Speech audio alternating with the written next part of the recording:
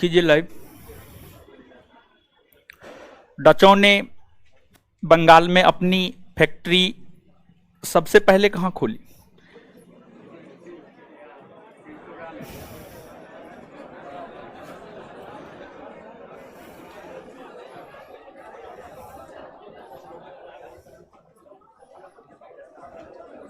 हे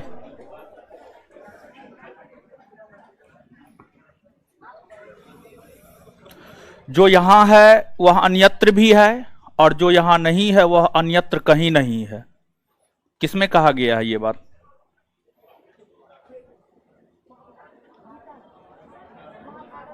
महाभारत में। बैठ जाइए।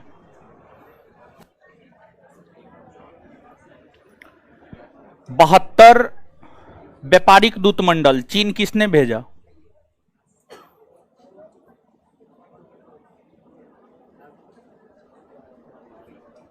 दर चश्मा वाली खड़ा होइए। कौन भेजा? कुलोतुंग प्रथम। बैठ जाइए।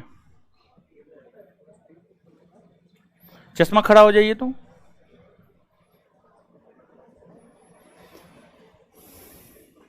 जैसे उत्तर भारत में चिपको आंदोलन हुआ, आगे वाले बैठिए। जैसे उत्तर भारत में चिपको आंदोलन हुआ, दक्षिण भारत में कौन आंदोलन हुआ?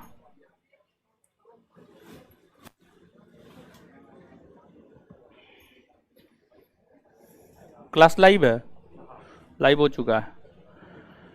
पढ़ा लिखा कीजिए। और क्या बोलेंगे? और कुछ नहीं बोलेंगे। जितना बोले हैं चीज को फॉलो करने के लिए फॉलो कीजिए। बैठ जाइए।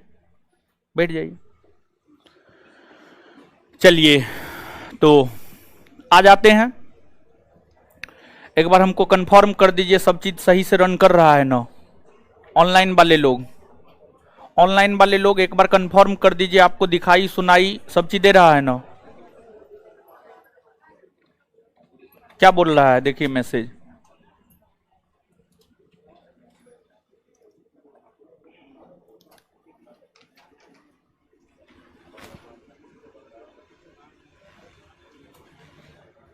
ठीक है। मैसेज किया है टेलीग्राम पे, क्लास लाइव हो गया है। सब चीज ठीक है। चलिए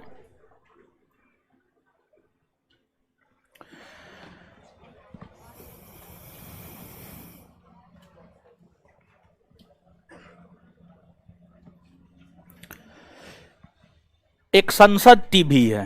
संसद टीवी का नाम सुने हैं? जैसे आप लोग YouTube चलाते हैं ना, YouTube चलाते हैं तो YouTube पर ही जो है एक पहले लोकसभा टीवी और राज्यसभा टीवी था।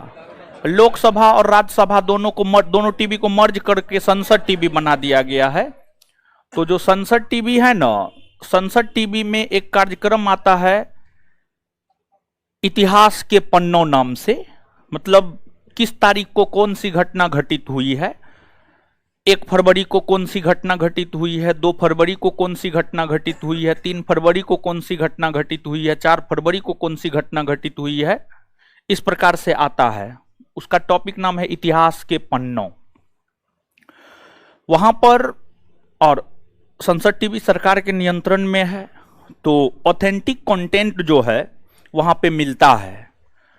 तो टेलीग्राम चैनल पर जो है वहां से डेली बेसिस के महत्वपूर्ण चीजों को टाइप करके जो है संस्थान के टेलीग्राम चैनल पर हम डलवा रहे हैं।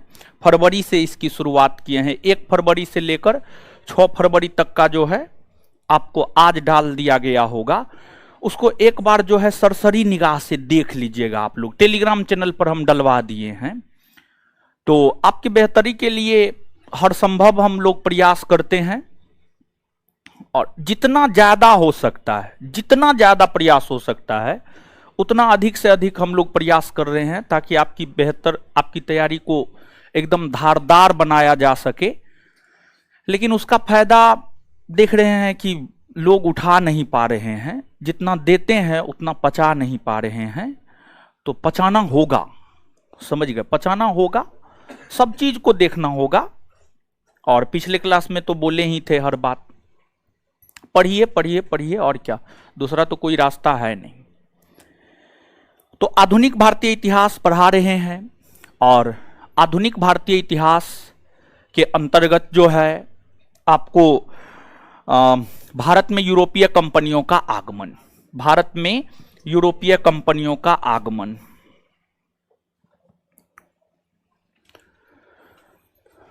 भारत में यूरोपीय कंपनियों का आगमन,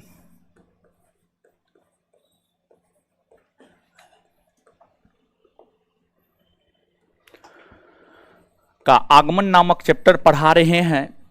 इसमें हम लोगों को पुर्तगाली east India company, Dutch, British, Swedish, फ्रांसीसी, इन यूरोपीय कंपनियों को देखना है। इन यूरोपीय कंपनियों में जो हम लोग देख रहे थे वह पुर्तगाली ईस्ट इंडिया कंपनी के विषय में देख रहे थे। क्या? पुर्तगाली ईस्ट इंडिया कंपनी, पुर्तगाली ईस्ट इंडिया कंपनी के विषय में देख रहे थे। और पिछले क्लास को अगर आप स्मरण करेंगे तो अल्मीरा तक, पिछले क्लास को स्मरण करेंगे तो अल्मीरा तक, फ्रांसिस्को दी अल्मीरा तक, फ्रांसिस्को दी अल्मीरा तक जो है चीजों को हम बता चुके हैं। फ्रांसिस्को दी अल्मीरा के बाद जो है आगे हम लोगों को द्वितीय पुर्तगाली वायसराय या गवर्नर जनरल को देखना है।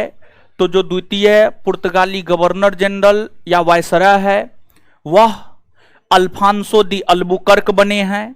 तो आज के सेशन में हम लोग कंटिन्यू करेंगे अल्फांसो दी अल्बुकर्क के पास से, अल्फांसो दी अल्बुकर्क के पास से जो है प्रारंभ करेंगे। तो अल्बुकर्क,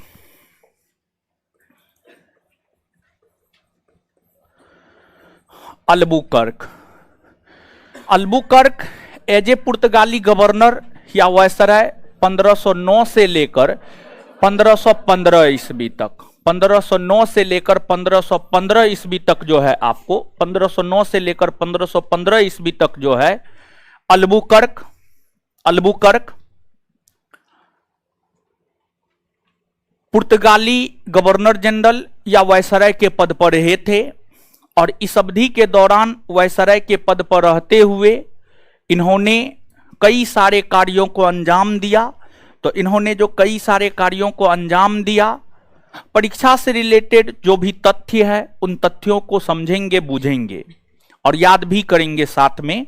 लेकिन उससे पहले एक दो क्वेश्चन जो है हम आपसे पूछते हैं, पिछले क्लास में जो पढ़ाए हैं आप उसका जवाब दीजिए, तत्पश्चात हम लोग आगे बढ़ जाएंगे।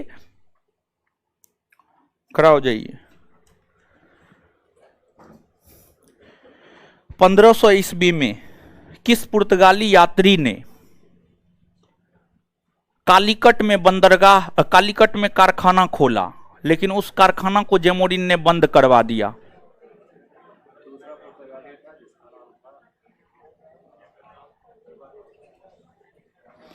अल्ब्रेज कैब्राल। बैठ जाइए।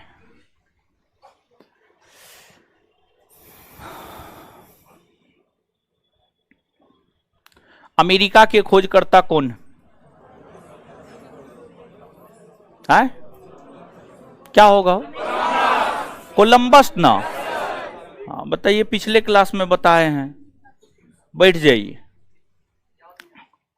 अल्बुकर्क, अल्बुकर्क द्वितीय पुर्तगाली वायसराय बनकर आया 1509 में। इन्हें पुर्तगाली सत्ता का वास्तविक संस्थापक कहा जाता है। इन्हें भारत में पुर्तगाली सत्ता का वास्तविक संस्थापक कहा जाता है। इन्हें भारत में पुर्तगाली सत्ता का वास्तविक संस्थापक इसलिए कहा जाता है, इसलिए कहा जाता है क्योंकि इन्होंने वास्तविक तौर पर भारत में पुर्तगाली सत्ता का विस्तार किया, पुर्तगाली सत्ता का विकास किया। कैसे वास्तविक तौर पर विस्तार और विकास किया? जब ये भारत आए तो भारत आने के बाद इन्होंने भारत के भीतर कुछ नीतियां अपनाई। उस नीतियों ने पुर्तगाली को भारत में मजबूत स्थिति प्रदान की। इन्होंने पुर्तगाली बस्ती बनाना शुरू किया, मतलब पुर्तगाली लोग जहां पर रहेंगे एक अलग जगह पुर्तगाली लोगों को बसाने के लिए, एक अलग जगह पुर्तगाली लोगों को बसाने के लिए पुर्तगाली बस्ती बनाया जहां पर सिर्फ पुर्तगाली लोग रहते। दूसरा, इन्होंने पुर्तगाली व्यापारियों को, पुर्तगाली कर्मचारियों को, पुर्तगाली सैनिकों को प्रेरित किया कि आप भारतीयों के साथ वैवाहिक संबंध स्थापित कीजिए, और भारतीयों के साथ वैवाहिक संबंध स्थापित करेंगे तो इससे भारत के लोग भी हमें समर्थन प्रदान करेंगे, भारत के लोग भी हमें समर्थन प्रदान करेंगे। अब आप स्वयं सोचिए कि आप अपने ससुराल जाइएगा तो दामाद का कितना मान आदर सम्मान होता है। तो अब पुर्तगाली लोग जो है भारत में अगर भारतीय स्त्री से विवाह करने लगते तो वे लोग भारत के लिए दामाद हो गए। और भारत में तो ये परंपरा है अतिथि देवो भव, ये वाली परंपरा भारत में है। तो इस परंपरा के होने के कारण जो है पुर्तगाली जब भारतीय स्त्री से विवाह करने लगे तो फिर भारतीय लोगों का भी समर्थन पुर्तगालियों को मिलना प्रारंभ हो गया, जिस वजह से पुर्तगाली अपने आप को भारत में शक्तिशाली बनाने में सक्षम हो पाए। और अल्बुकर्क ने भी पुर्तगाली साम्राज्य के विस्तार को लेकर कुछ वर्षों तक ब्लू वाटर पॉलिसी की नीति का अनुसरण किया। ब्लू वाटर पॉलिसी की नीति का अनुसरण इन्होंने भी किया। और अल्बुकर्क ने ब्लू वाटर पॉलिसी की नीति का अनुसरण करते हुए फारस की खाड़ी में स्थित हारमुज बंदरगाह को जीत लिया, हिंद महासागर में स्थित मलक्का द्वीप को जीत लिया, जिसको आज मलेशिया कहते हैं, मलक्का द्वीप को जीत लिया। एक तो इनसे पहले जो अल्मीरा थे, अल्मीरा ने तो पूरे हिंद महासागर पर कब्जा कर रखा था, लेकिन हिंद महासागर के कुछ ऐसे क्षेत्र थे जिस पर पुर्तगालियों का कब्जा नहीं था। तो हिंद महासागर के वैसे क्षेत्र जिस पर पुर्तगालियों का कब्जा नहीं था, उन क्षेत्रों पर भी कब्जा अल्बुकर्क ने किया। अल्बुकर्क ने मलक्का को 1511 ईस्वी में और हारमुज बंदरगाह को 1515 ईस्वी में जीतकर मिला लिया, 1515 ईस्वी में जीतकर मिला लिया। और जब बाद में अल्बुकर्क की आलोचना होने लगी तो अल्बुकर्क ने ब्लू वाटर पॉलिसी का अंत कर दिया। तो यहां पर ध्यान देने वाली बात है, ब्लू वाटर पॉलिसी का प्रचलन अल्मीरा ने किया और उन्होंने हिंद महासागर के समुद्री भाग पर पुर्तगालियों के आधिपत्य को स्थापित किया।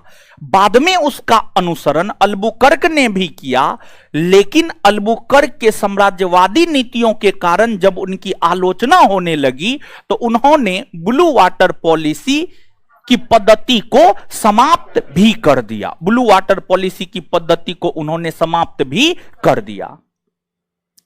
दूसरी बात कि आपको जो है यहां पर जब आप मानचित्र पर आएंगे, महाराष्ट्र और कर्नाटका के बीच में यहां पर गोवा है, समझिए गोवा है। गोवा के ऊपर 1510 ईस्वी में बीजापुर के शासकों का शासन हुआ करता था। गोवा पर बीजापुर का अधिकार था। गोवा पर जो है बीजापुर के सुल्तान यूसुफ आदिल शाह का अधिकार था। गोवा पर बीजापुर के सुल्तान यूसुफ आदिल शाह का अधिकार था। और जब अल्बुकर्क भारत आए तो अल्बुकर्क ने 1510 ईस्वी में अलबुकर्क ने 1510 ईस्वी में बीजापुर के सुल्तान यूसुफ आदिल शाह से जबरन गोवा छीन लिया। जबरन गोवा छीन लिया तो गोवा को 1510 ईस्वी में पुर्तगाली साम्राज्य में मिलाने का श्रेय अलबुकर्क को जाता है। मिलाने का श्रेय अलबुकर्क को जाता है। अलबुकर्क को जाता है। तो कुल मिलाकर के अलबुकर्क ने ब्लू वाटर पॉलिसी के नीति के तहत भारत तथा हिंद महासागर में पुर्तगाली साम्राज्य के विस्तार को आगे बढ़ाने का काम किया और साथ ही साथ उन्होंने पुर्तगाली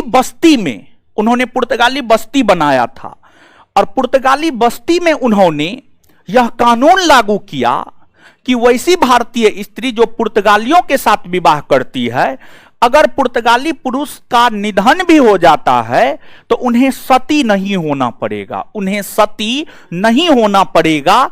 मतलब अलबुकर्क ने सती प्रथा का अंत किया। अलबुकर्क ने सती प्रथा का अंत किया।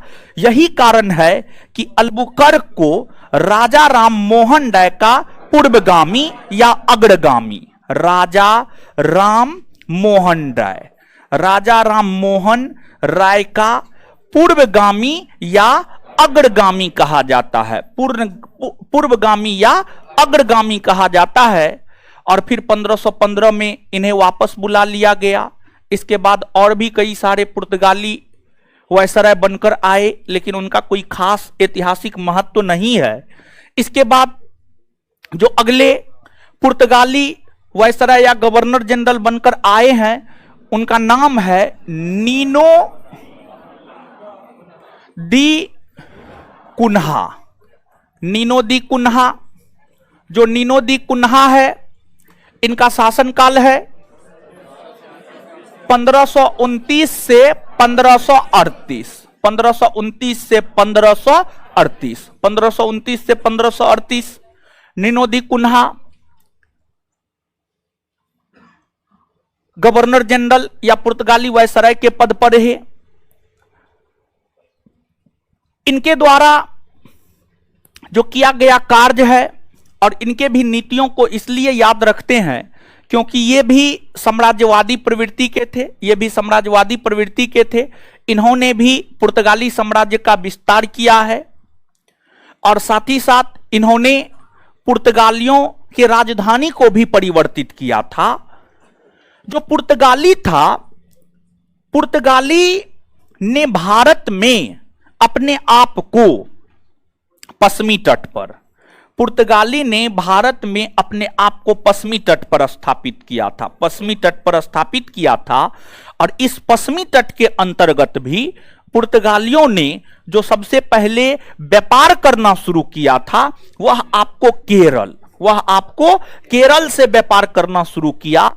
तो शुरुआती दिनों में पुर्तगालियों की राजधानी केरल का कोचीन हुआ करता था। केरल का कोचीन हुआ करता था। केरल का कोचीन पुर्तगालियों के प्रशासनिक केंद्र बिंदु तथा उसकी राजधानी हुआ करती थी। लेकिन नीनो दी कुन्हा ने कोचीन से हटाकर गोवा को अपना प्रशासनिक केंद्र बिंदु तथा अपनी राजधानी बनाने का काम किया।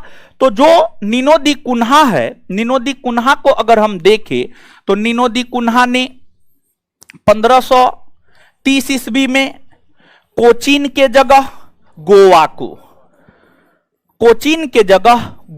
को अपने प्रशासन का केंद्र बिंदु तथा पुर्तगालियों का राजधानी बनाया।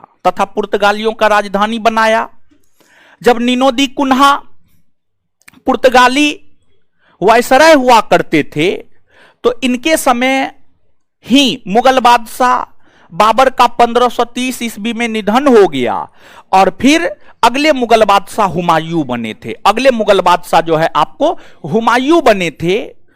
और जो हुमायूं था,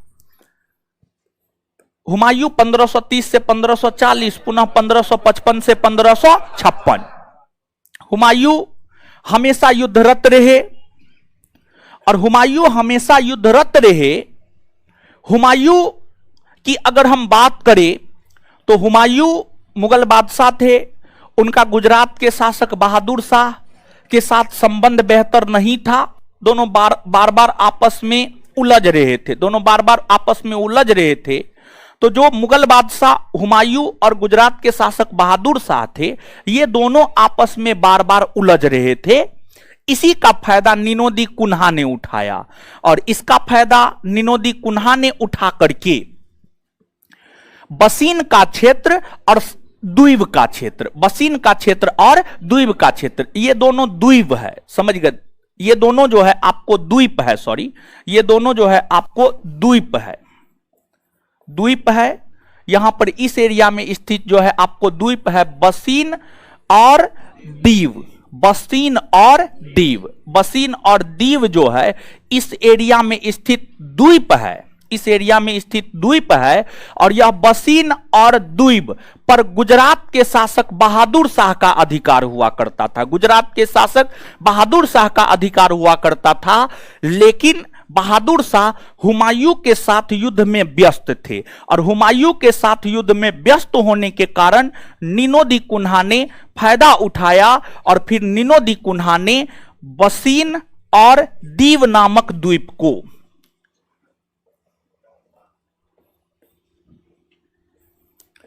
बसीन और दीव नामक द्वीप को जीतकर अपने साम्राज्य में मिला लिया, जीतकर अपने साम्राज्य में मिला लिया। इसी वजह से इनके शासनकाल को हम लोग याद रखते हैं। निनोदी कुन्हा के बाद जो अगले पुर्तगाली गवर्नर या वायसराय बनकर आए हैं उनका नाम है गार्सिया दा नारनोन्हा, गार्सिया दा नारनोन्हा, गार्सिया दा नारनोन्हा 1538 ईस्वी में, 1538 ईस्वी में निनोदी कुन्हा के बाद गार्सिया दा नारनोन्हा अगला पुर्तगाली गवर्नर या वायसराय बनकर आया। और इनके शासनकाल की हम बात करें तो इनके शासनकाल, गार्सिया दा नारनोन्हा के शासनकाल के दौरान तक जो है पुर्तगाली लगभग गुजरात से लेकर केरल तक, गुजरात से लेकर केरल तक पूरा पश्चिमी तट पर, समझ गए, पूरा पश्चिमी तट पर जो है अपने साम्राज्य को विस्तारित कर लिया था, पूरा पश्चिमी तट पर अपने साम्राज्य को विस्तारित कर लिया। और 1560 ईस्वी तक अगर आप जाकर के देखेंगे तो 1560 ईस्वी तक भारत के भीतर टोटल 60 पुर्तगाली किला, टोटल 60 पुर्तगाली किला जो है गुजरात से लेकर के केरल तक बसाया जा चुका था। 60 किला जो है गुजरात से लेकर केरल तक बसाया जा चुका था।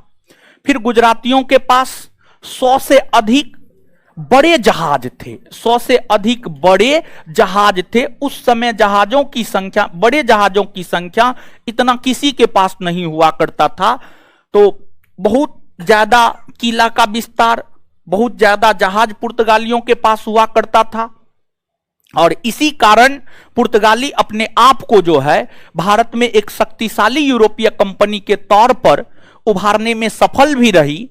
लेकिन पुर्तगालियों का आधिपत्य भारत में बहुत लंबे समय तक नहीं रह सका, पुर्तगालियों का आधिपत्य भारत में बहुत लंबे समय तक नहीं रह सका, बल्कि कुछ ही समय बाद भारत में पुर्तगालियों का पतन होना शुरू हो गया। कुछ ही समय बाद भारत में पुर्तगालियों का पतन होना शुरू हो गया। हुआ ये कि 1580 ईस्वी में, 1580 ईस्वी में स्पेन ने पुर्तगाल पर कब्जा कर लिया, स्पेन ने पुर्तगाल पर कब्जा कर लिया। स्पेन ने 1580 ईस्वी में जब पुर्तगाल पर कब्जा कर लिया, स्पेन ने 1580 ईस्वी में जब पुर्तगाल पर कब्जा कर लिया, यह घटना पुर्तगालियों के लिए एक ऐतिहासिक और सामरिक महत्व का घटना है। और इस एकमात्र घटना ने पुर्तगालियों को भारत तथा पूरे विश्व के व्यापार में कमजोर कर दिया। जब स्पेन का कब्जा पुर्तगाल पर हो गया तो अब स्पेन सभी प्रकार के दिशा निर्देश पुर्तगालियों को देना शुरू कर दिया। पुर्तगाली अपनी मर्जी से अब कुछ भी करने में सक्षम नहीं था। पुर्तगाली अपनी मर्जी से अब कुछ भी करने में सक्षम नहीं रह गया था, बल्कि उसे स्पेन के इशारों पर ही काम करना पड़ता था। और अगर हम स्पेन की बात करें तो स्पेन कभी भी नहीं चाहता कि पुर्तगाली जो है आगे बढ़े, पुर्तगाली आगे बढ़े। दोनों अलग अलग देश है, तो स्पेन क्यों चाहेगा कि पुर्तगाली आगे बढ़े? स्पेन कभी नहीं चाहेगा कि पुर्तगाल जो है आगे बढ़े, पुर्तगाल जो है आगे बढ़े।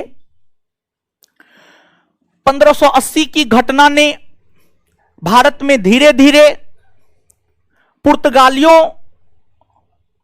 के पतन के मार्ग को खोल दिया और पुर्तगालियों का यहीं से पतन होना शुरू हो गया। पुर्तगालियों का यहीं से पतन होना शुरू हो गया और धीरे धीरे कुछ ही वर्षों बाद पुर्तगालियों के पतन हो गए।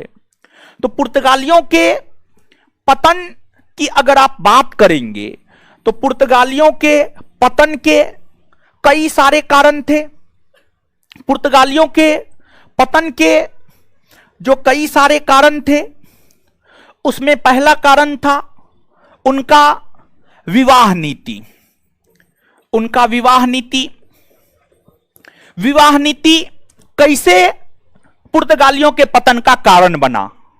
देखिए, कोई भी यूरोपीय कंपनी जब भारत आई थी तो भारत आने के बाद उस कंपनी का पहला उद्देश्य था व्यापार करना। पहला उद्देश्य था व्यापार करना। जब कोई भी यूरोपीय कंपनी व्यापारिक तौर पर अपने आप को भारत में स्थापित कर लेती थी तो उसका दूसरा उद्देश्य होता था भारत के लोगों को ईसाई बनाना। भारत के लोगों को ईसाई बनाना उसका दूसरा लक्ष्य होता था, उसका दूसरा लक्ष्य होता था। तो पुर्तगाली ने भारतीय स्त्रियों के साथ विवाह करना शुरू किया और जब भारतीय स्त्रियों के साथ विवाह करना शुरू किया तो अब पुर्तगाली पुरुष और भारतीय स्त्री तो हमेशा जो वर्चस्व रहा है पुरुषों का रहा है। आप किसी भी जाति, पुरुष किसी भी जाति के हैं, महिला किसी भी जाति की हैं, पुरुष का जाति ही मान्य होता है, पुरुष का धर्म ही मान्य होता है। महिलाओं को अपना धर्म, अपना जाति त्याग करके पुरुषों के मन मुताबिक ही काम करना होता है। तो जो भारतीय महिलाएं जो हिंदू थी, मुस्लिम थी, भारतीय महिलाओं को अब ईसाइयों से विवाह करने के बाद, पुर्तगालियों से विवाह करने के बाद ईसाई धर्म को अपनाना पड़ रहा था, ईसाई धर्म को अपनाना पड़ रहा था। तो वैवाहिक नीति ने भारतीयों को ईसाई बनाना शुरू किया और जब वैवाहिक नीति ने भारतीयों को ईसाई बनाना शुरू किया तो भारत के लोगों के दिमाग में धीरे धीरे यह बात बैठ गया कि ये जो पुर्तगाली है ये तो विवाह नामक षड्यंत्र के माध्यम से हमें ईसाई बना रहा है, विवाह नामक षड्यंत्र के माध्यम से हमें ईसाई बना रहा है। तो धीरे धीरे भारत के लोग पुर्तगालियों से कन्नी काटने लगे, पुर्तगालियों से दूरी बनाने लगे, पुर्तगालियों से कन्नी काटने लगे यानी पुर्तगालियों से दूरी बनाने लगे। और जब भारत के लोग पुर्तगालियों से दूरी बनाने लगे तो यह भी उसके पतन का एक कारण बना। मतलब वैवाहिक नीति के तहत जो यहां के लोग उन्हें मदद करता था वही लोग अब मदद करना बंद कर दिया और जब भारत के लोग पुर्तगालियों को मदद करना बंद कर दिया तो स्वाभाविक सी बात है वो भारत में कमजोर होगा और भारत में कमजोर होगा तो उसका पतन हो जाएगा। तो वैवाहिक नीति भी, विवाह की नीति भी उनके पतन का एक कारण बना। दूसरा उसका भ्रष्ट प्रशासन, दूसरा उसका भ्रष्ट प्रशासन। भ्रष्ट प्रशासन, पुर्तगालियों की जो प्रशासनिक व्यवस्था थी काफी भ्रष्ट थी, पुर्तगालियों की प्रशासनिक व्यवस्था काफी भ्रष्ट थी और सब कोई समझ गया, हर कोई घूस लेता था, समझिए, हर कोई घूस लेता था, ऊपर से लेकर नीचे तक हर कोई व्यापारियों से घूस लेने का काम करता था। तो कुछ भारतीय व्यापारी भी पुर्तगालियों के साथ व्यापार कर रहे थे, कुछ भारतीय व्यापारी भी पुर्तगालियों के साथ व्यापार कर रहे थे। यह भी उनके पतन का एक कारण बना। फिर पुर्तगाली जब अपने आप को हिंद महासागर में स्थापित कर लिया, हिंद महासागर में स्थापित कर लिया, मतलब इस पर तो पूरा का पूरा पुर्तगाली का अधिकार था। तो हिंद महासागर में अपने आप को स्थापित करने के बाद पुर्तगाली काफी अहंकारी हो गए थे और वे हिंद महासागर में आने वाले जहाजों को लूटना शुरू कर दिया। हिंद महासागर में आने वाले जहाजों को लूटना शुरू कर दिया, लूटना शुरू कर दिया।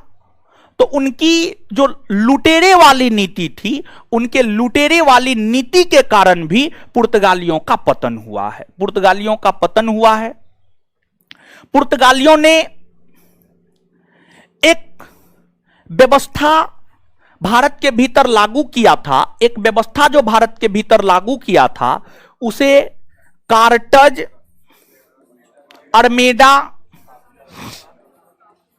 अरमेडा काफिला व्यवस्था, काफिला व्यवस्था, कार्टज अरमेडा काफिला व्यवस्था कहा जाता है। तो ये कार्टज अरमेडा काफिला व्यवस्था क्या है, इसको थोड़ा सा आप समझिएगा। देखिए, कार्टज, कार्टज का मतलब होता है परमिट या लाइसेंस, परमिट या लाइसेंस, परमिट या लाइसेंस होता है, परमिट या लाइसेंस होता है। अरमेडा का मतलब होता है जहाजों का जत्था, जहाजों का जत्था, जत्था। और काफिला का मतलब होता है एक सैन्य टुकड़ी, काफिला का मतलब होता है एक सैन्य टुकड़ी, सैन्य टुकड़ी। व्यवस्था का मतलब क्या होता है, ये बात आप समझते होंगे, समझ गए। कार्टेज का मतलब होता है परमिट या लाइसेंस, अरमेडा का मतलब होता है जहाजों का जत्था और काफिला का मतलब होता है एक सैन्य टुकड़ी। इस व्यवस्था को पुर्तगालियों ने लागू किया, पहला पॉइंट ये है। इस व्यवस्था को पुर्तगालियों ने लागू किया, पहला पॉइंट ये है। क्या था यह व्यवस्था? देखिए, आप सभी लोगों को कई दफा हमने अवगत करवाया है कि हिंद महासागर पर किसका अधिकार था? पुर्तगाली। हिंद महासागर का स्वामी अपने आप को कौन कहता था? पुर्तगाली, पुर्तगाली कहता था। तो पुर्तगाली ने यह कहा कि हिंद महासागर पर हमारा कब्जा है और हिंद महासागर पर कब्जा करने में हमें युद्ध लड़ने पड़े हैं, हमें युद्ध लड़ने पड़े हैं। तो हिंद महासागर पर हमारा कब्जा है। अगर कोई भी व्यापारी हिंद महासागर में व्यापार करना चाहता है तो उसे हमसे लाइसेंस लेना पड़ेगा, परमिट लेना पड़ेगा, कार्टेज लेना पड़ेगा। उसे हमसे लाइसेंस लेना पड़ेगा, परमिट लेना पड़ेगा या कार्टेज लेना पड़ेगा। जो हमसे लाइसेंस लेगा और लाइसेंस लेकर हिंद महासागर में व्यापार करेगा तो उसे हिंद महासागर में हम सुरक्षा प्रदान करेंगे, उसके जहाज को हिंद महासागर में हम सुरक्षा प्रदान करेंगे। कोई व्यापारी पुर्तगाली से अगर परमिट लेता था और पुर्तगाली से परमिट लेकर के वह हिंद महासागर में व्यापार करता था, पुर्तगाली से परमिट लेकर के वह हिंद महासागर में व्यापार करता था,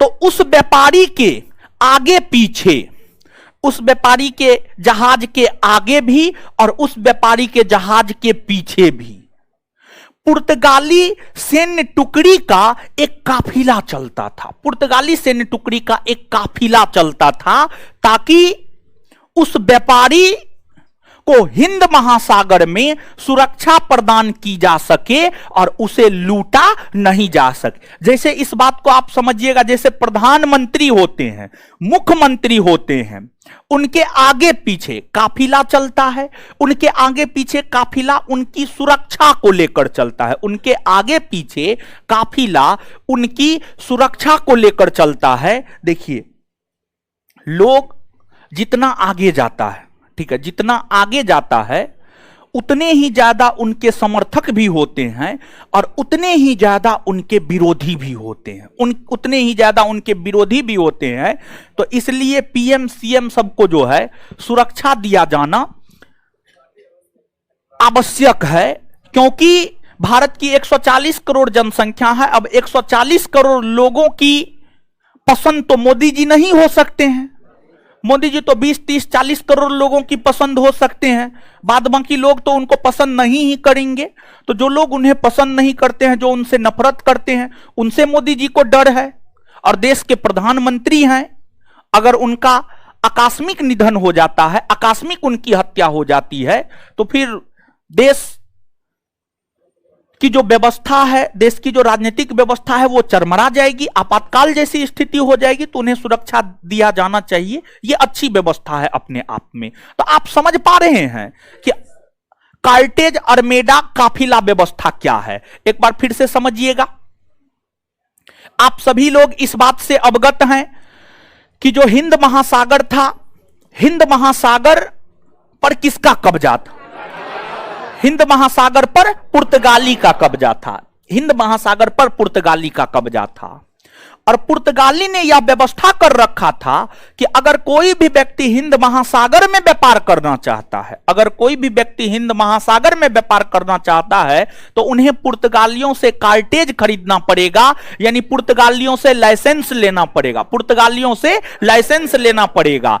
और पुर्तगाली किसी व्यापारी को अगर लाइसेंस हिंद महासागर में व्यापार करने के लिए देता था, तो उन्हें सुरक्षा भी मुहैया करवाता था, उन्हें सुरक्षा भी मुहैया करवाता था।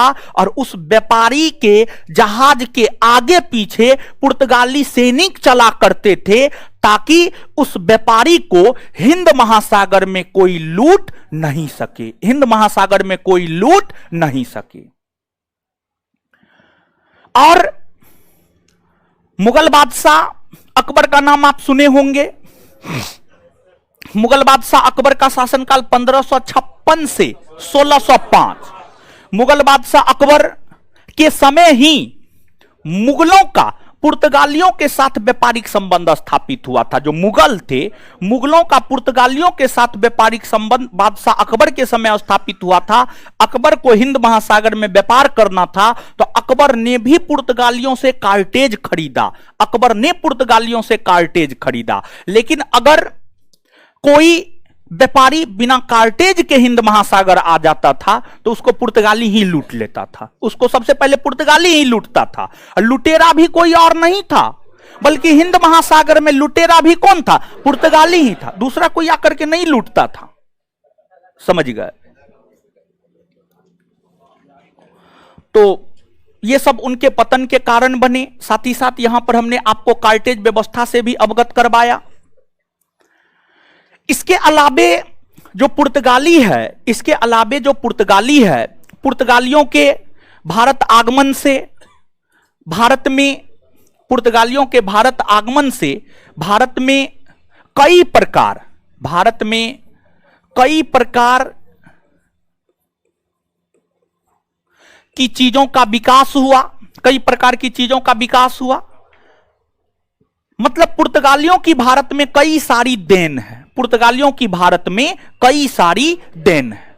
जैसे आप यहां आए हैं, आप यहां आए हैं तो निश्चित तौर पर कुछ ना कुछ तो लेकर के ही जाइएगा, समझिए, कुछ ना कुछ लेकर के आप निश्चित तौर पर जाइएगा। तो वैसे ही जब पुर्तगाली भारत आए, तो पुर्तगाली भारत में बहुत कुछ देकर गए। सबसे पहली बात, पुर्तगालियों के भारत आगमन से भारत में गौथिक स्थापत्य कला का विकास हुआ। भारत में गौथिक स्थापत्य कला, भारत में गौथिक स्थापत्य कला का विकास हुआ, गौथिक स्थापत्य कला का विकास हुआ। गॉथिक स्थापत्य कला क्या है? यूरोप में, यूरोप महादेश मतलब Britain, Germany, France, Sweden, Norway, Switzerland, Spain, पुर्तगाल, ये सभी देश यूरोप महादेश के अंतर्गत आते हैं। यूरोप महादेश में भवन निर्माण की जो कला है, देखिए हर शहर में, हर राज्य में, हर देश में और हर महादेश में भवन निर्माण की अलग अलग कला विद्यमान है। भवन निर्माण की अलग अलग कला विद्यमान है। जैसे भारत में भवन निर्माण की अलग कला है, ब्रिटेन में अलग कला है। भारतीय घर के समान ब्रिटेन का घर नहीं है, ब्रिटेन के घर के समान भारतीय घर नहीं है।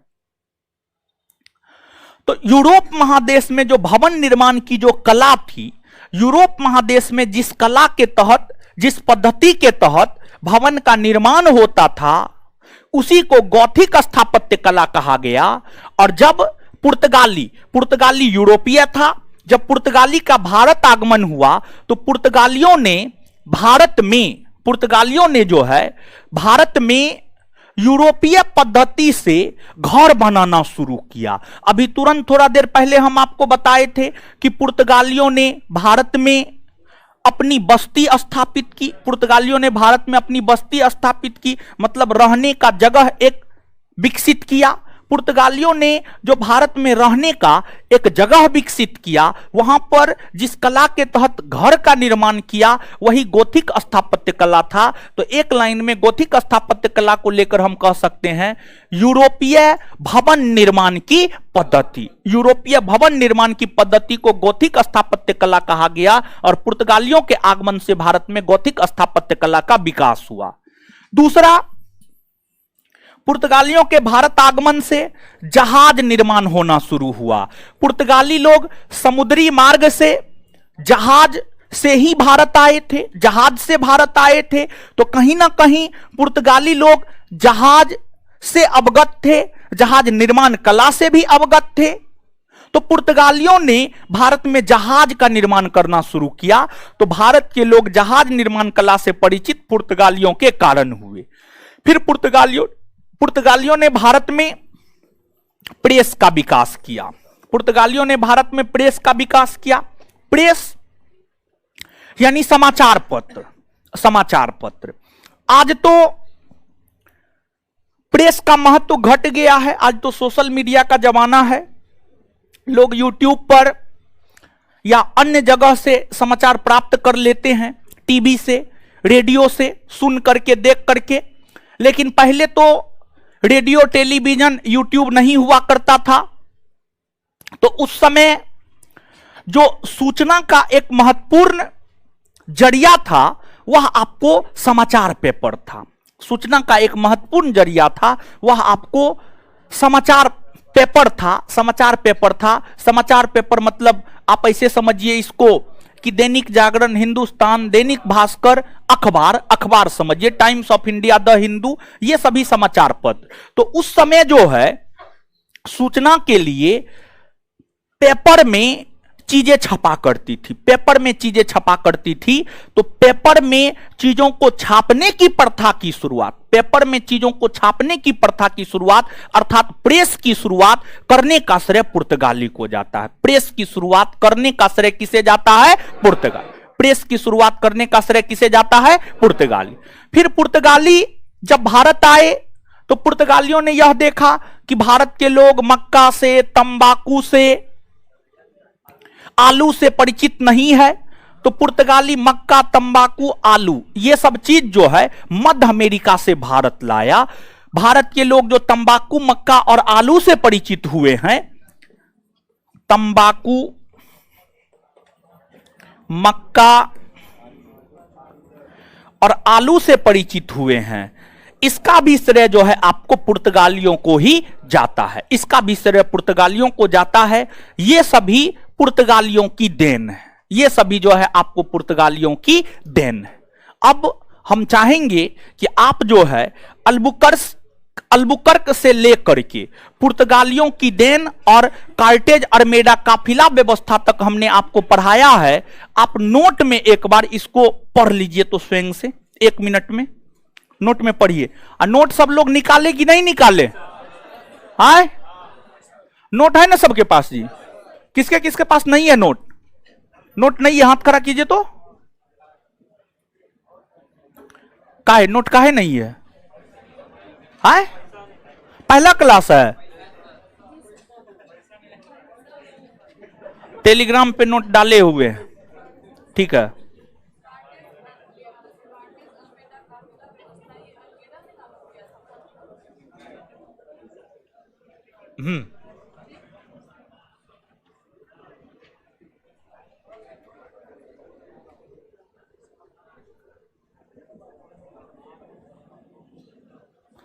नोट काहे नहीं है जी आप लोग के पास?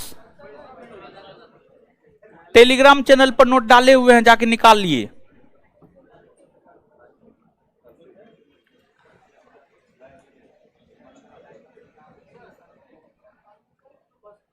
है?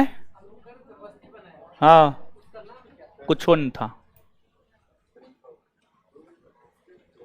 पढ़िए, सही से चल रहा है ना जी? कोई दिक्कत नहीं ना है? तो बगल वाली का सहारा लेके पढ़िए ना, मुंह देखिएगा थोड़े कुछ हो जाएगा।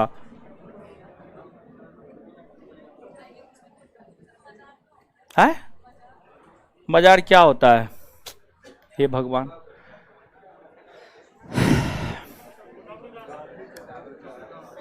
बाजार कभी नहीं सुने हैं जीवन में, कभी नहीं सुने हैं।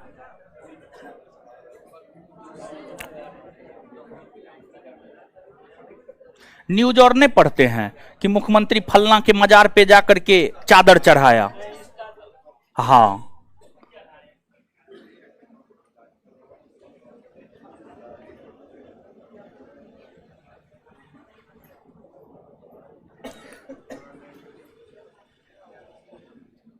पढ़ लिए, जल्दी पढ़िए।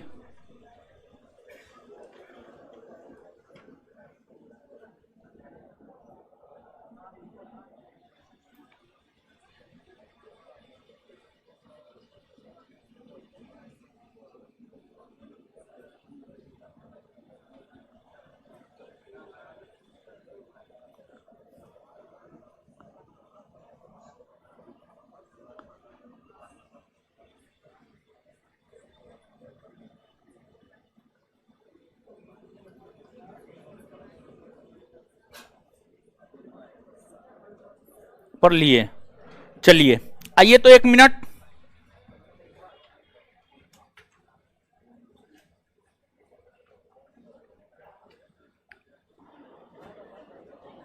बताइए, प्रथम पुर्तगाली गवर्नर कौन बना? अल्मीरा ना? प्रथम पुर्तगाली गवर्नर, द्वितीय पुर्तगाली गवर्नर, द्वितीय पुर्तगाली गवर्नर, पुर्तगाली साम्राज्य का वास्तविक संस्थापक, पुर्तगाली साम्राज्य का वास्तविक। गोवा को जीतकर किसने पुर्तगाली साम्राज्य कब मिलाया? कब मिलाया? किससे? बीजापुर के शासक, बीजापुर के शासक मलक्का और हारमुज बंदरगाह पर कब्जा किसने किया? मलक्का और हारमुज पर कब्जा किसने? पुर्तगाली सैनिकों, पुर्तगाली पुरुषों को भारतीय स्त्री से विवाह करने को किसने किया? अल्बुकर्क ने किया। राजा राम मोहन राय का अग्रगामी किसे कहा? राजा मोहन राय का अग्रगामी। आगे, नीनो दी कुन्हा कब से कब तक पुर्तगाल? नीनो दी कुन्हा किस पुर्तगाली गवर्नर या वायसराय ने जो है आपको कोचीन के जगह गोवा को अपनी राजधानी बना? कोचीन के जगह गोवा को अपने नीनो दी कब बनाया? कब बनाया? बसीन और दीव नामक द्वीप को जीतकर पुर्तगाली साम्राज्य में किसने मिला? किसने मिलाया? नीनो दी कुन्हा के बाद कौन बने? गार्सिया दी। स्पेन ने पुर्तगाल पर कब्जा कब किया? स्पेन ने पुर्तगाल पर कब्जा कब किया? कब किया? अच्छा एक बात बताए, कार्टेज का अर्थ क्या होता है? कार्टेज का अर्थ क्या होता है? हिंद महासागर का स्वामी किस यूरोपीय कंपनी को कहा? हिंद महासागर का स्वामी। और इसके बाद आगे बताइएगा, मुगल और पुर्तगाली के बीच संबंध किस बादशाह के समय स्थापित? किस बादशाह के समय? अकबर। किस मुगल बादशाह ने हिंद महासागर में व्यापार करने को लेकर कार्टेज खरीदा? किसने? अकबर ने खरीदा था। गौथिक स्थापत्य कला का विकास किसके आगमन से हुआ? किसके आगमन से हुआ? भारत में जहाज निर्माण कला का विकास, प्रिंटिंग प्रेस का विकास, प्रिंटिंग प्रेस का विकास। मध्य अमेरिका से तंबाकू, मक्का, आलू किसने भारत लाया? किसने भारत लाया? पुर्तगाली ने भारत लाया। इतना बात क्लियर है। अब उसके नीचे नोट में अगर आप देखेंगे तो उसके नीचे जो है नोट में आपको कंपनी है, उसका स्थापना वर्ष है, संबंधित देश है, उसका आगमन है। समझ गए? इसको आप देख लीजिएगा। उसमें पहला पुर्तगाली है, पुर्तगाली के क्वेश्चन में 1948 लिखा गया है, तो उसको 1498 कर लीजिएगा। वो टाइपिंग मिस्टेक है, इधर उधर थोड़ा सा कर दिया है, तो उसको 1498 कर लीजिएगा। हम क्या बोल रहे हैं समझ रहे हैं आप? तो वो गलत है, वहां पर टाइपिंग मिस्टेक है, उसको जो है 1498 आप कर लीजिएगा। ठीक है, 1498 कर लिए, सही कर लिए हैं। चलिए, उसको जो है वो डाटा है, वो आपको जो है याद करना है, इसमें कोई दिक्कत नहीं ना है। 1 मिनट में सब लोग देखिएगा। तो पुर्तगाली ईस्ट इंडिया कंपनी 1948 के जगह 1498 कर लीजिएगा। भारत आगमन इसका 1498 में, मूल देश इसका पुर्तगाल है। प्रथम कोठी कालीकट में एफडी अल्मेरा ने खोला, लेकिन जो है ये मान्यता प्राप्त था? नहीं था। अंग्रेजी ईस्ट इंडिया कंपनी 1599 में, भारत आगमन 1608 में, मूल देश इंग्लैंड। सर थॉमस रो ने सूरत में खोला, सर थॉमस रो ने सूरत में खोला। Dutch East India Company 1602, Cornelis Houtman Masulipatnam, Danish. सही है। डेनिश में जो है डेनिश को काट करके डेनमार्क कर लीजिएगा, और फ्रांसीसी में स्वीडिश को काटकर फ्रांस कर लीजिएगा। स्वीडिश को काटकर फ्रांस कर लीजिएगा। पुराना नोट है तो नया नोट में सुधरवा दिए। ठीक है, इसको आप अपना देख लीजिएगा, याद कर लीजिएगा। अब इसके बाद हल्ला मत कीजिए। जो दूसरा है वह है आपको डच ईस्ट इंडिया कंपनी।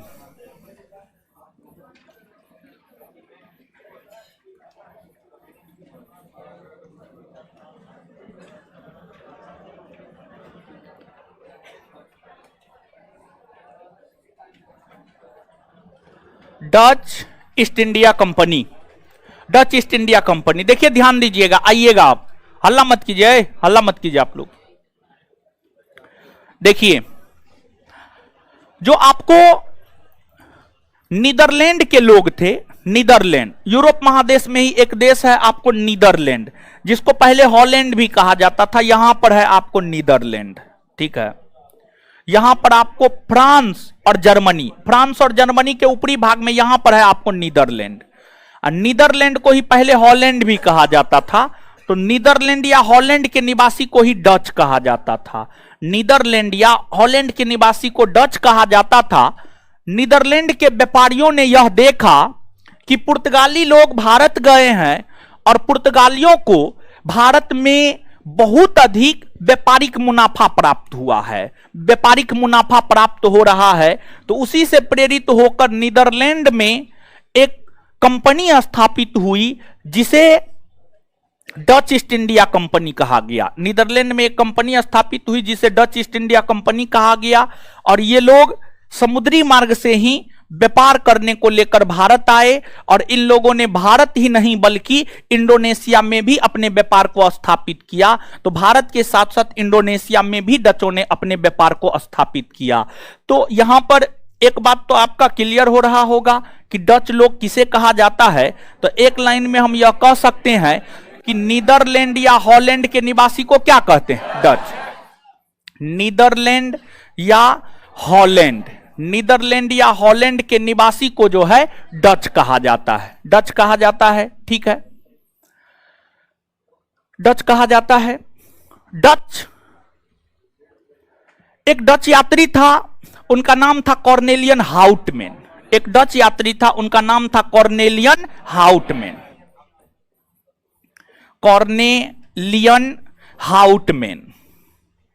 जो कॉर्नेलियन हाउटमैन है, कॉर्नेलियन हाउटमैन 1596 ईस्वी में, कॉर्नेलियन हाउटमैन जो है आपको 1596 ईस्वी में कॉर्नेलियन हाउटमैन भारत की यात्रा पर आया। भारत को जानने के लिए आया कि भारत में किस चीज का व्यापार करे, नहीं करे, कहां करे।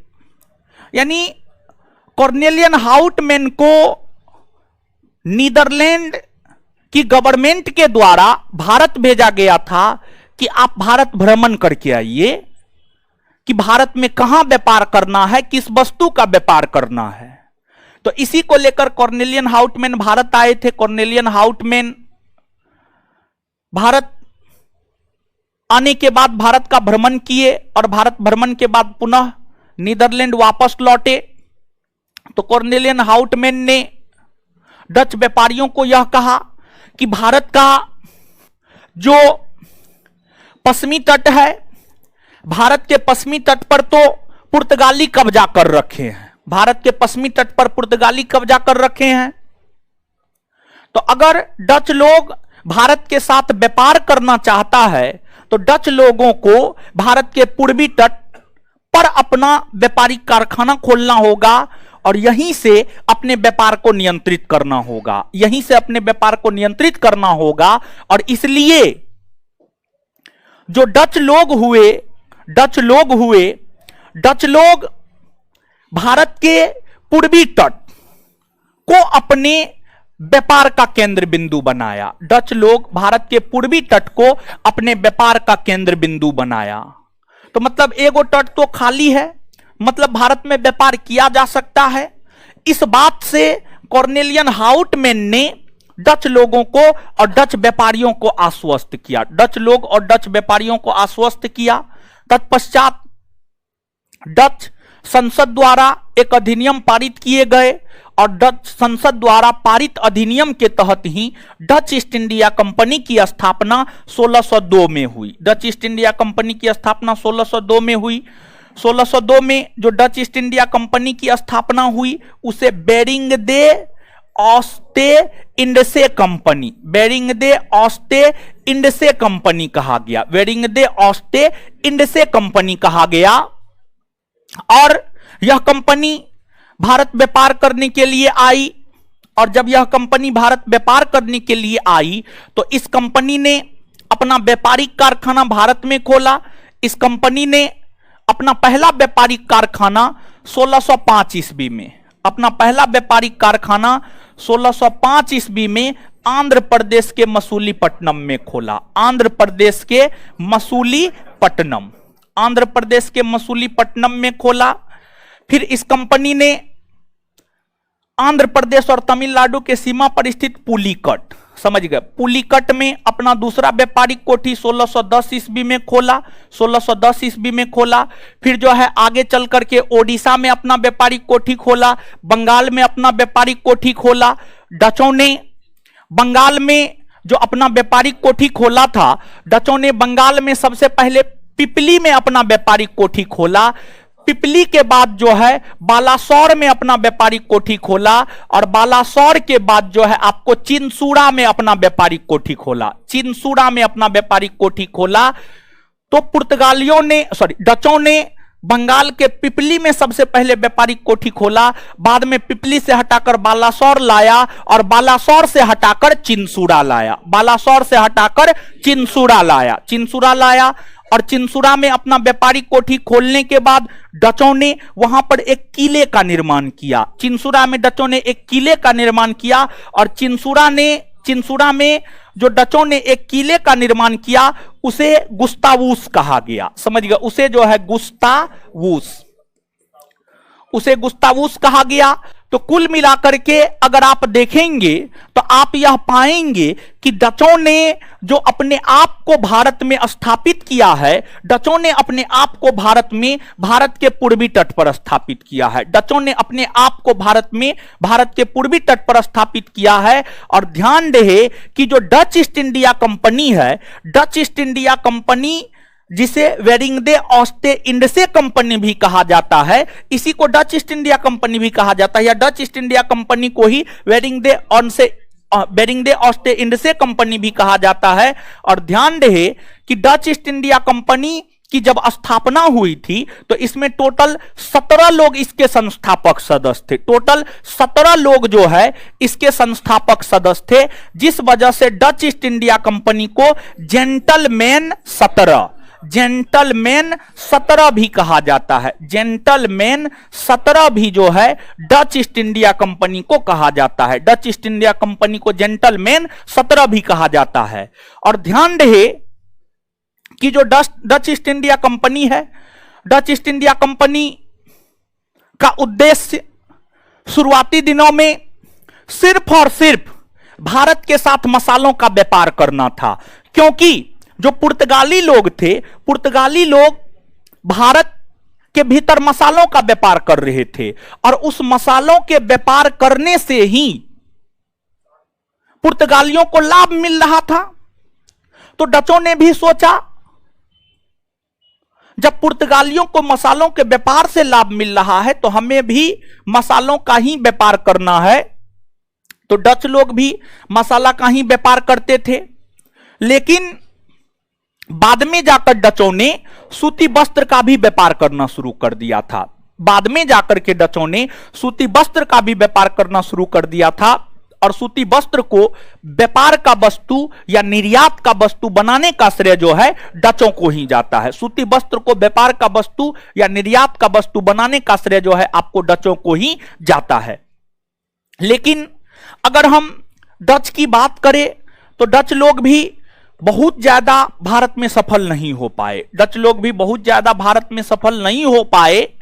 डचों के आगमन के साथ साथ डच ईस्ट इंडिया कंपनी की स्थापना 1602 और ब्रिटिश 1600, डचों के आगमन के साथ साथ जो है भारत में ब्रिटिशों का भी आगमन हो गया था। डचों के आगमन के साथ साथ भारत में ब्रिटिशों का भी आगमन हो गया था, क्योंकि जहां डच, ध्यान से सुनिएगा, डच ईस्ट इंडिया कंपनी की स्थापना 1602 और ब्रिटिश 1600। डचों ने भारत में अपनी पहली कारखाना 1605 में खोली और ब्रिटिशों ने अपनी पहली कारखाना भारत में 1608 में खोली। तो दोनों एक दूसरे का लगभग समकालीन था। लेकिन डच ईस्ट इंडिया कंपनी एक सरकारी कंपनी थी, सरकार के नियंत्रण में रह करके वह कंपनी काम किया करती थी। लेकिन जो ब्रिटिश ईस्ट इंडिया कंपनी थी, ब्रिटिश ईस्ट इंडिया कंपनी एक प्राइवेट कंपनी थी और ब्रिटिश ईस्ट इंडिया कंपनी सभी प्रकार का निर्णय स्वयं लिया करती थी। ब्रिटिश ईस्ट इंडिया कंपनी सभी प्रकार का निर्णय परिस्थितियों के अनुकूल स्वयं ले लिया करती थी। प्राइवेट कंपनी थी, अपने मन मुताबिक निर्णय लिया करती थी। लेकिन डच सरकारी कंपनी थी, जब तक सरकार का आदेश नहीं आता तब तक डच लोग कुछ नहीं करते थे, तब तक जो है डच लोग कुछ भी नहीं करते थे। तो डचों को सबसे ज्यादा चुनौती अगर किसी ने दिया है तो डचों को सबसे ज्यादा चुनौती अंग्रेजों ने दिया है। अंग्रेजों ने दिया है और अंग्रेजों के सामने डच ईस्ट इंडिया कंपनी बच्चा था, एक प्रकार से आप मान करके चलिए। अंग्रेजों के सामने डच ईस्ट इंडिया कंपनी एक प्रकार से बच्चा था और अंग्रेजों ने डचों को चुनौती देते हुए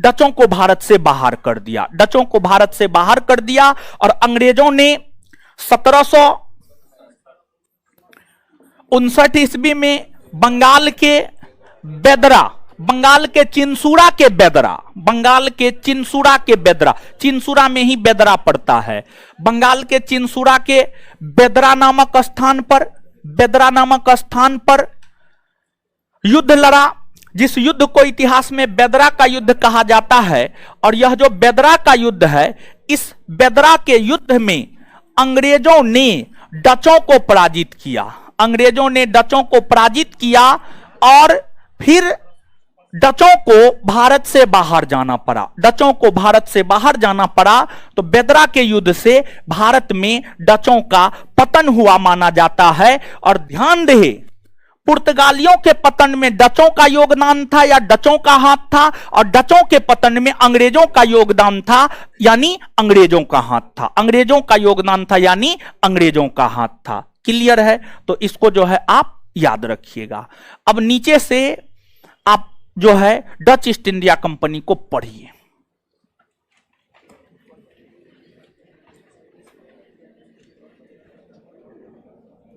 पढ़िए डच ईस्ट इंडिया कंपनी को।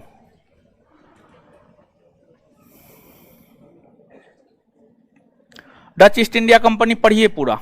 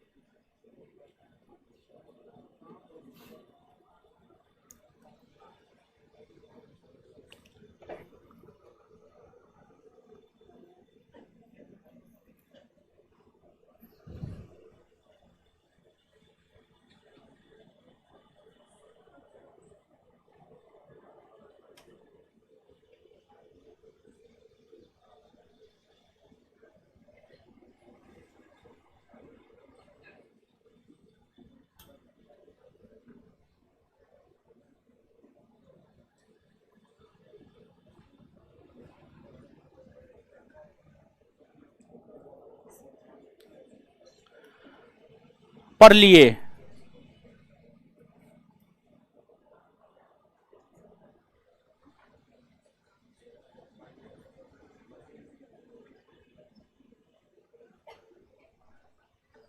पढ़ लिए हो।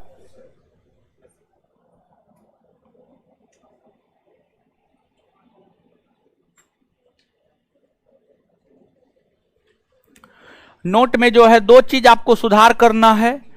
एक चीज कॉर्नेलियन हाउटमैन 1595 नहीं बल्कि 1596 में आया है, और दूसरा पुलिकट जो है आंध्र प्रदेश तमिलनाडु के सीमा पर है। पुलिकट आंध्र प्रदेश और तमिलनाडु के सीमा पर है। नोट में दो चीज को सही करना है। एक कॉर्नेलियन हाउटमैन 1595 में नहीं बल्कि 1596 में भारत आया है, और दूसरा चीज जो सही करना है वह यह है कि पुलिकट ओडिशा नहीं बल्कि आंध्र प्रदेश और तमिलनाडु के सीमा पर है। आंध्र प्रदेश और तमिलनाडु के सीमा पर है। ठीक है, सही कर लिए। हाँ, तो ये दो चीज जो है आप सही कर लीजिएगा। आइए तो 1 मिनट में याद करते हैं। पढ़ लिए हैं तो बताइए तो नीदरलैंड के निवासी को क्या कहा जाता है? डच कहा जाता है। इसके बाद जो डच ईस्ट इंडिया कंपनी है, डच ईस्ट इंडिया कंपनी की स्थापना कब हुई? 1600। किस कंपनी को जेंटलमैन 17 कहा जाता है? Gentleman 17 Dutch East India company. आगे प्रथम डच यात्री जो भारत की यात्रा किया है, क्या नाम है? कॉर्नेलियन हाउटमैन।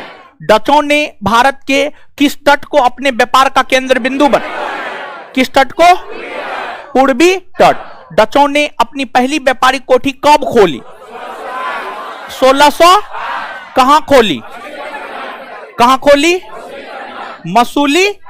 मसूलीपट्टनम में खोली। और इसके बाद डचों ने बंगाल में अपनी पहली फैक्ट्री कहां खोली? पिपली के बाद बालासोर के बाद। तो डचों ने बंगाल में अपनी पहली फैक्ट्री कहां खोली? पिपली के बाद कहां हटा? बालासोर के बाद चिंसुरा में जो एक किला स्थापित किया उसे क्या कहा गया? गुस्ता। और इसके बाद आगे बताइएगा कि सूती वस्त्र को निर्यात का वस्तु बनाने का श्रेय किसे जाता है? सूती वस्त्र को निर्यात का वस्तु बनाने का श्रेय किसे जाता है? डच को जाता है। और इसके बाद आगे बताए, डचों के पतन में किस यूरोपीय कंपनियों का हाथ? किसका? ब्रिटिश का। डचों का पतन किस युद्ध से हुआ है? डचों का पतन किस युद्ध से? किस युद्ध से हुआ है? बेदरा कहां है? बंगाल में। बेदरा कहां है? बेदरा का युद्ध कब हुआ है? किसके किसके बीच हुआ है? अंग्रेज और इसमें किसका हार हुआ है? किसका हार हुआ है? डचों का हार हुआ। बात क्लियर है? ठीक है। इसके बाद जो है, सूती वस्त्र को निर्यात का वस्तु बनाने का श्रेय किसे जाता? किसे जाता है? एक दो पॉइंट किताब कॉपी में लिखिए, नोट में लिखिएगा। नोट में जगह खाली है, लिखिएगा एक आध गो पॉइंट।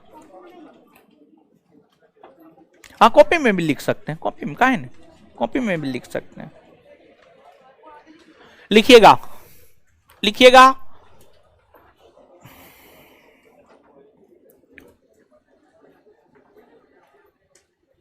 मुगलों के साथ पुर्तगालियों का संबंध, मुगलों के साथ पुर्तगालियों का संबंध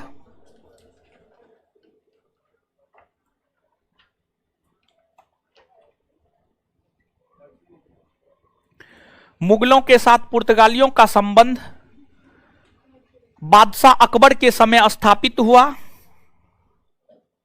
बादशाह अकबर के समय स्थापित हुआ।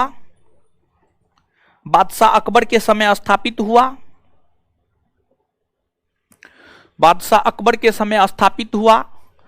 अकबर ने हिंद महासागर में व्यापार करने को लेकर,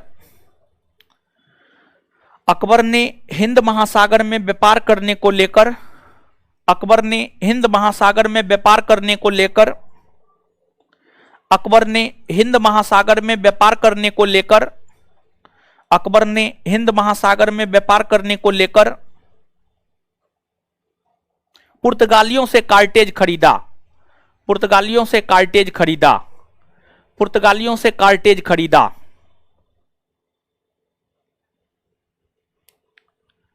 पुर्तगालियों से कार्टेज खरीदा।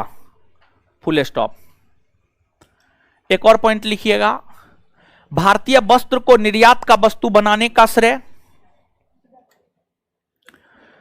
भारतीय वस्त्र को निर्यात का वस्तु बनाने का श्रेय, भारतीय वस्त्र को निर्यात का वस्तु बनाने का श्रेय डचों को जाता है।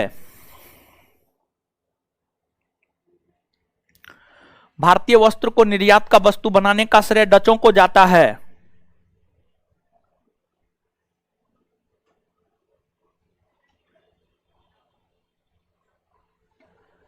अगला पॉइंट, भारत में स्थित Dutch East India Company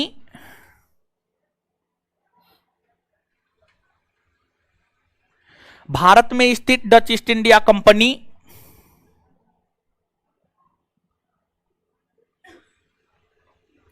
Bharat में स्थित Dutch East India Company Indonesia,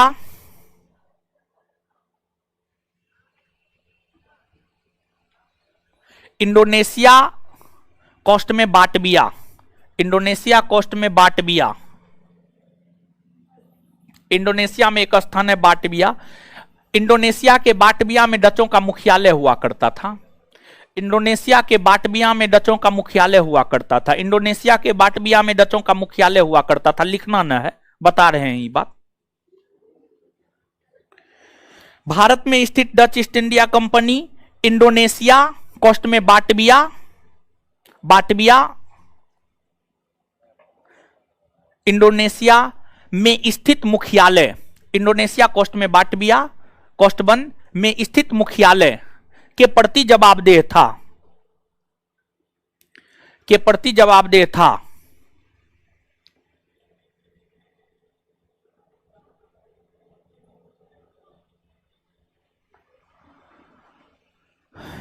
पुर्तगालियों ने, अगला पॉइंट, पुर्तगालियों ने भारत के पश्चिमी तट, पुर्तगालियों ने भारत के पश्चिमी तट तथा डचों ने, पुर्तगालियों ने भारत के पश्चिमी तट तथा डचों ने भारत के पूर्वी तट, भारत के पूर्वी तट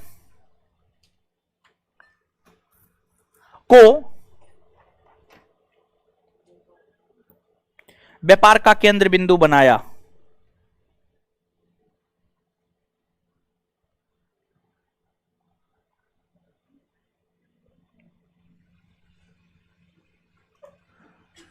ठीक है, तो आपको जो है इसके बाद जब अंग्रेज आया तो अंग्रेज देखा कि जो है, अंग्रेज देखा कि जो भारत है, भारत के पश्चिमी तट पर पुर्तगाली है और पूर्वी तट पर डच है, तो यहां दो जगह तो हम नहीं ही ठहर सकते हैं। तो इसलिए अंग्रेज सबसे पहला अपना व्यापारिक कोठी कहां खोला? गुजरात के सूरत में। गुजरात के सूरत में खोला, और सूरत एक स्थलीय भाग था, ये सब जलीय भाग है, ये तटीय भाग समुद्री भाग है। सूरत यहां पर है, गुजरात, सूरत, समझ गए? तो सूरत में अपनी पहली फैक्ट्री अंग्रेजों ने स्थापित की, क्योंकि बाद बाकी एरिया तो डच और पुर्तगाली अपने आप को स्थापित कर चुका था, डच और पुर्तगाली अपने आप को स्थापित कर चुका था, समझ गए? तो अब हम लोगों को देखना है अंग्रेजी ईस्ट इंडिया कंपनी यानी British east India company.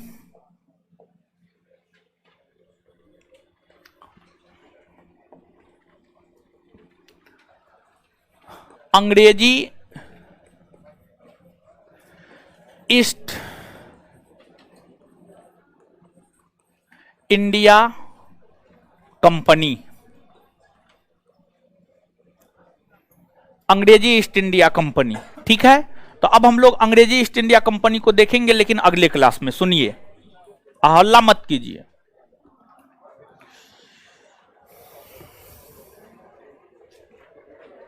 Homework सब पूछना है, और होमवर्क नहीं दिए थे?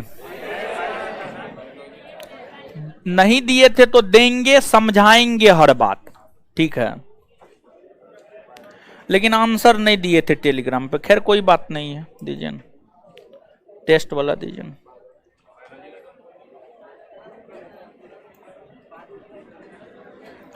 चलिए खड़ा हो जाइए उधर।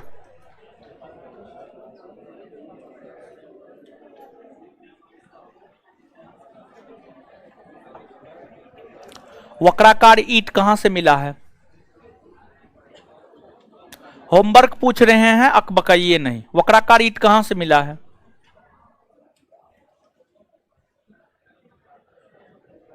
चश्मा वाला खड़ा हो जाइए। किस विद्वान ने कहा है कि यदि रजिया स्त्री ना होती तो उसका नाम भारत के महान शासकों में लिया जाता? बैठ जाइए। चलिए उधर है हीरो, है जैकेट, खड़ा होइए उधर। हाँ, नहीं नहीं, आगे वाले बैठे। अकबर ने काबुल का अभियान कब किया?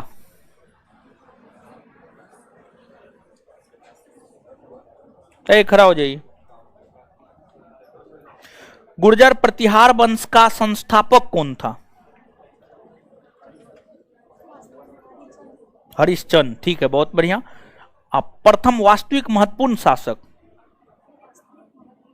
हाँ, प्रथम नागभट्ट प्रथम, ठीक है, बैठ जाइए।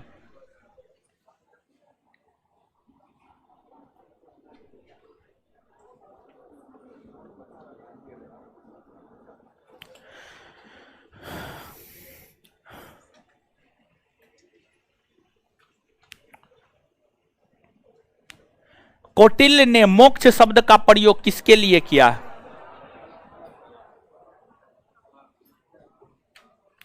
तलाक के लिए किया है। खड़ा होइए उधर, है खड़ा होइए।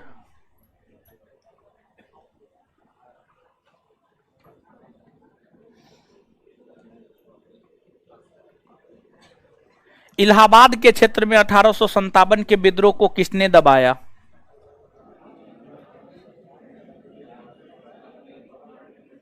खड़ा होइए, खड़ा होइए। नहीं नहीं, उधर पीछे।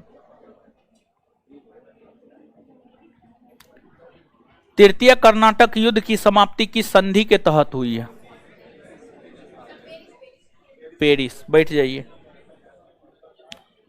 खड़ा हो जाइए। उच्च एशिया की रीढ़, बैकबोन ऑफ हाई एशिया किसे कहा जाता है? फ्रांस को। ठीक है, फ्रांस को कहा जाता है। सही बोला है लड़का। खड़ा हो जाइए, खड़ा होइए, उधर उधर, पीला टी शर्ट।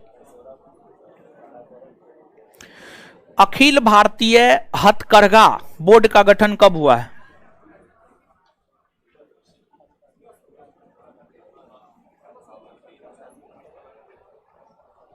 बागडोगरा हवाई अड्डा कहां है? बैठ जाइए, चलिए उधर खड़ा होइए। तो खड़ा होइए उधर, नहीं नहीं उसके पीछे। हाँ,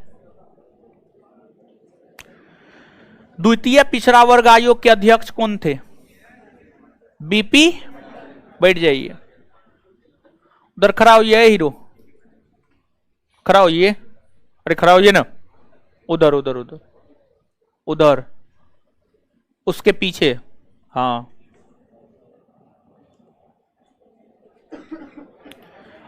आगे वाले बैठिए।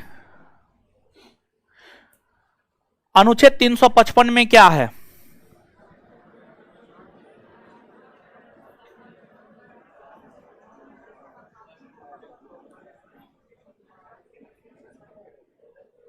खड़ा होइए।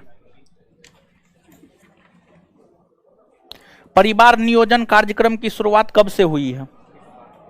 1912। नहीं, नहीं हुआ। जल प्रदूषण नियंत्रण एवं निवारण अधिनियम कब पारित हुआ है? नहीं याद है तो खड़ा रहिए, खड़ा होइए। तो इधर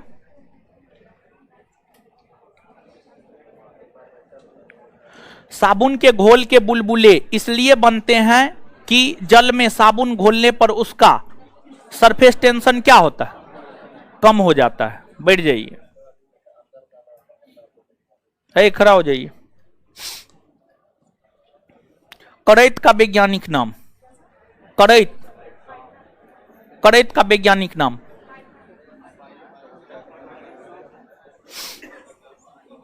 खड़ा हो जाइए।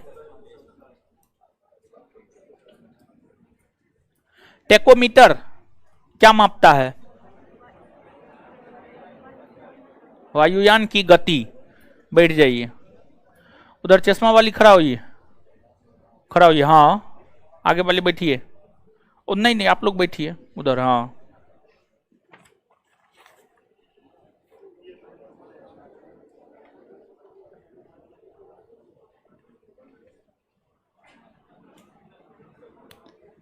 विश्व जनसंख्या दिवस कब मनाया जाता है? कहां बोल रही है? ना, नहीं हुआ। पटाउ सिंड्रोम क्या है? इससे क्या होता है?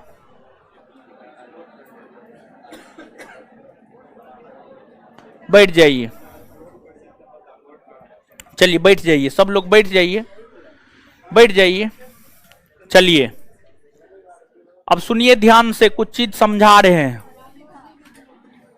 दीजिए बायोलॉजी।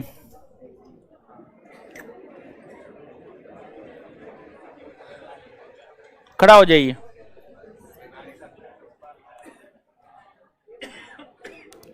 परासरण की क्रिया किसके द्वारा संपन्न होता है?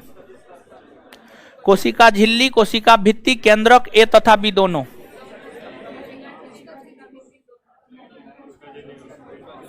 कोशिका झिल्ली होगा। आंसर ए है। नहीं हुआ क्वेश्चन का वैल्यू। ग्रेनम कहां पाया जाता है?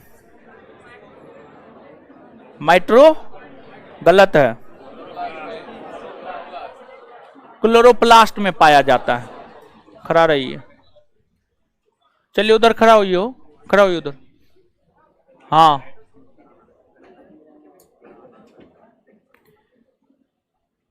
तरल मोजाइक मॉडल मत को प्रस्तुत किसने किया?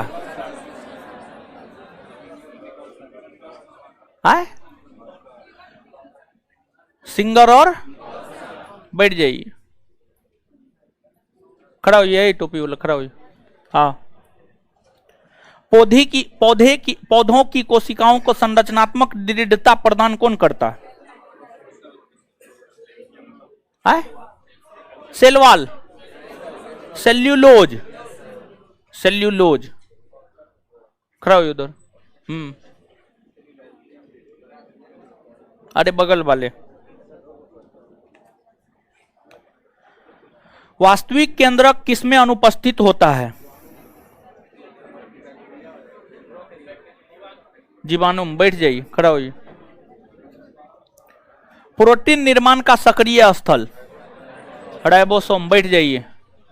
उधर पीछे वाली लड़की खड़ा होइए तो जी, पीछे वाली से ठीक पहले बेंच। हाँ, खड़ा होइए।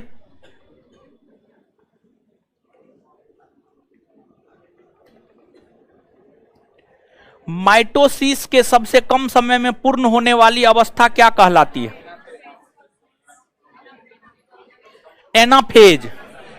बैठ जाइए।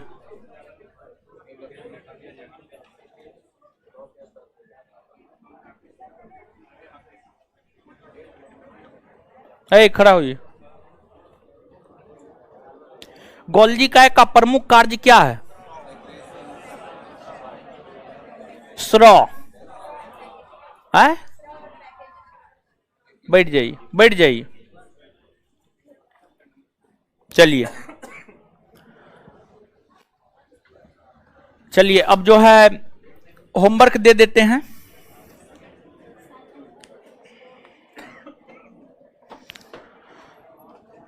होमवर्क क्या दे, कहां से दे? सुनिए, हल्ला नहीं कीजिए, हल्ला नहीं कीजिए। होमवर्क दे रहे हैं, सुनिए, समझिए चीजों को। आपको जो है होमवर्क दे रहे हैं। बायोलॉजी का आंसर जो है, बायोलॉजी का आंसर है मेरे पास, लेकिन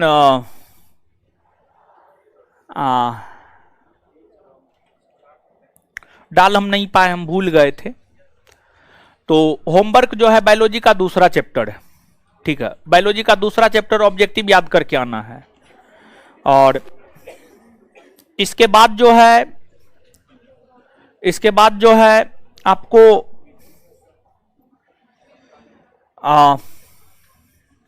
लुसेंट लाए हैं? आप लोग नहीं लाए हैं? लुसेंट से भी होमवर्क दे रहे हैं अब, ठीक है। ज्योग्राफी हुआ ना है? इंडियन ज्योग्राफी हो गया, इंडियन ज्योग्राफी पूरा हो गया। हाँ है, दीजिए। लुसेंट है तो सुनिए, हल्ला नहीं कीजिए। लुसेंट में इतिहास, प्राचीन भारत का इतिहास, प्राचीन भारत का इतिहास, प्राचीन भारत का इतिहास में जो है पहला चैप्टर कर लीजिएगा पूरा। प्राचीन भारतीय इतिहास के स्रोत, पहला चैप्टर पूरा कर लीजिएगा। पढ़ा दिए हैं, बहुत ज्यादा चीज याद होगा, 2 4 गो 5 गो 10 गो चीज होगा जो आपको याद नहीं होगा, ठीक है। तो इसको याद करके आप लोग आइएगा, ठीक है। तो बायोलॉजी में दूसरा चैप्टर होमवर्क है, बैठे रहिए आप लोग। बायोलॉजी में दूसरा चैप्टर होमवर्क है, बैठे रहिए आप लोग। और इतिहास में लुसेंट में पहला चैप्टर दिए हैं, तो ये आपका होमवर्क है। ऑफलाइन वाले लोग बैठे रहिएगा, और ऑनलाइन वाले लोग जो है बस इतना ही आज के लिए। आज से आगे जो